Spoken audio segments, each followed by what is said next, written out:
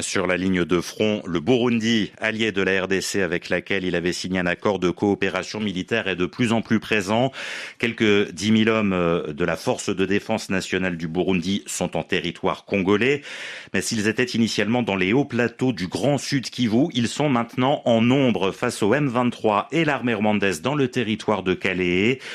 Et des renforts, Esdras Dikoumana, sont en cours d'acheminement. Oui, Nicolas, et c'est une information de dernière minute. Un nouveau bataillon, le 22e TAFOC pour Task Force dans le jargon militaire, qui était en train d'être rassemblé à Gatumba, ville frontière avec... La communauté internationale ne voit pas les conséquences.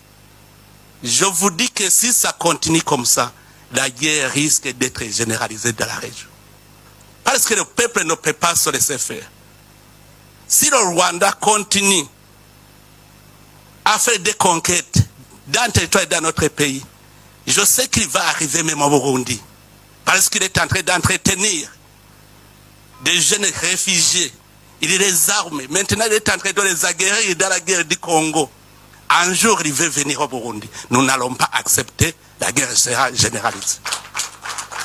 Nous savons son plan. C'est qu'il est en train de préparer quelque chose contre le Burundi. Et heureusement, les Burundais sont avertis.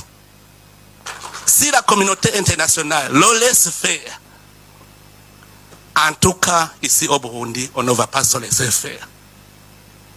J'appelle encore une fois la communauté internationale à prendre cela au sérieux. Nous avons une menace dans la région. Ce n'est pas le Burundi seulement. La Tanzanie, l'Ouganda, le Kenya, c'est à toute la région, c'est une menace. Si l'Est du Congo n'a pas la paix, la région n'a pas de paix. Ne pensez pas que c'est le Burundi seulement qui éprouve une menace. Les Sud-Africains sont en train de souffrir à l'Est du Congo. Est-ce que vraiment, vous voyez où se trouve l'Afrique du Sud? Mais l'insécurité à l'Est du Congo a des conséquences sur l'Afrique du Sud. N'est-ce pas, monsieur l'ambassadeur? Donc, c'est au point de vue sécuritaire, seulement nous avons cette menace à l'Est du Congo. Si vous laissez les choses se détériorer comme ils sont, sachez très bien que les conséquences seront néfastes. Et chaque pays va se débrouiller lui-même. Mais vraiment, moi, j'ai un plan que j'avais proposé à la région. Je sais que si ce plan était respecté, on serait en paix.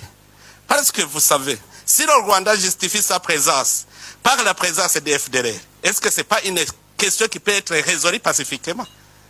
Sacrifier le peuple congolais, tuer des millions de gens, sous prétexte qu'il y a une menace. Est-ce que cela ne peut pas être réglé sans